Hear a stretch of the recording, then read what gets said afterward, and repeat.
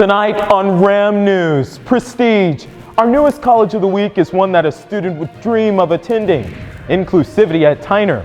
The school has added a new gender-inclusive bathroom. I was there to understand why it is so important. Our entertainment correspondent, Amari Frazier, went around the school asking students more questions in our newest Man on the Street. And TynerTV's weather team is watching the weather closely as Chattanooga is on a frost advisory. And we have new developments in the Ukrainian and Russian conflict. RAM News starts now.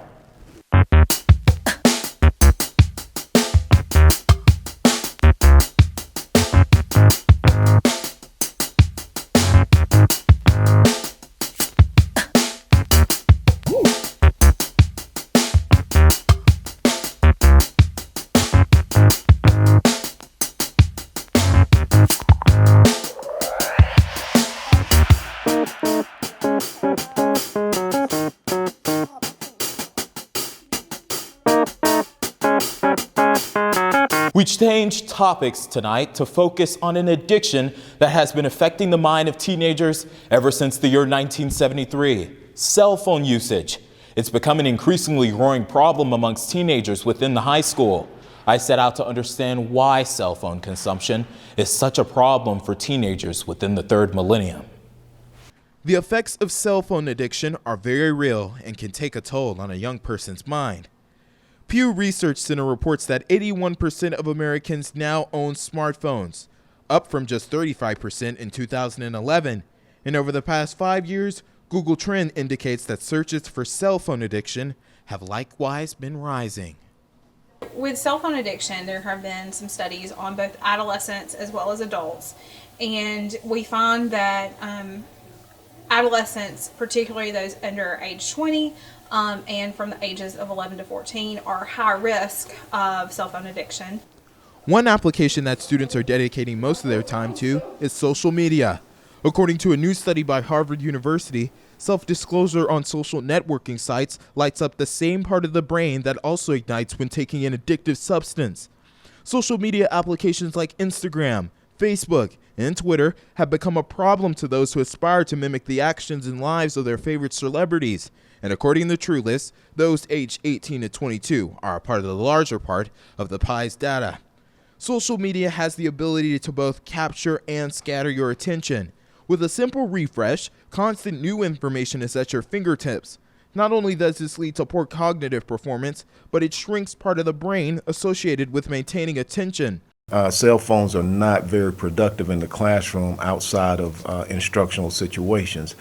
In the past year and a half, COVID has put us in a situation where a lot of our students are very much addicted to the cell phones, and it has become a distraction due to social media, texting, and a numerous other things that students use cell phones for. Smartphones have become the occupiers of teenage minds, turning into addictions. According to Healthline, excessive cell phone use amongst teens is so common that 33% of 13-year-olds never turn off their phone, day or night. And the younger a teen acquires a phone, the more likely they are to develop a problematic use pattern. But the constant urge to access information and download entertainment has become an extremely concerning problem amongst the youth. Tyner Academy's counselor, Nicole Gillum, highlighted that a phone addiction is simply related to the mechanics of the mind.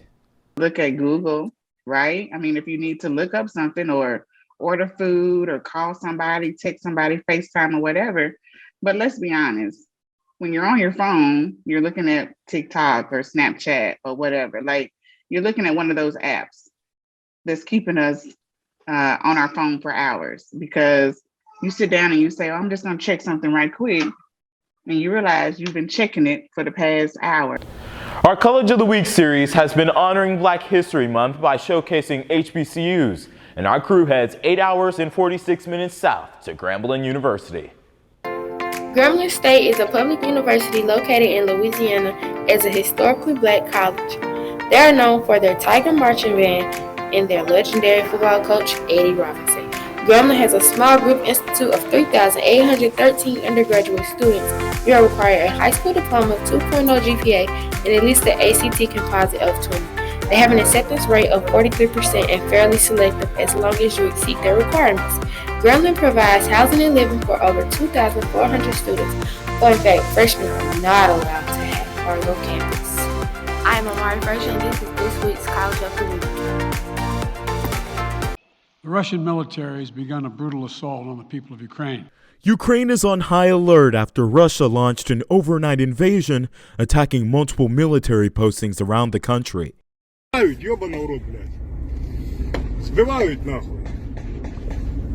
Russian President Vladimir Putin claims that, quote, this was done in self-defense and that the presence of Ukraine endangers Russia as a whole. Защита людей, которые на протяжении 8 лет подвергаются издевательствам, геноциду со стороны киевского режима. Adult blue ticks are usually 21 to 27 inches in height, with a weight of 45 to 80 pounds. This is Kim Whitaker for your mascot of the week. Originally raised for cockfighting in southeastern Asia, chickens were not kept for food until the Hellenistic period. Humans now keep chickens primarily as a source of food, consuming both their meat and their eggs. But the once great nobles that started to dwell on their feather-like bodies didn't know that a chicken shortage would occur because of this new custom. The shortage started with the creation of fast food. On average, Americans eat at least 4.2% of commercially prepared meals each week. This means that employees at McDonald's, Wendy's, Chick-fil-A, or Popeyes are seeing the same faces at least 2 to 4 times a week, and that's just on average. TynerTV is deeply saddened to announce the sudden passing of Timothy Davenport, who was a kind and wholehearted person in the school's math department.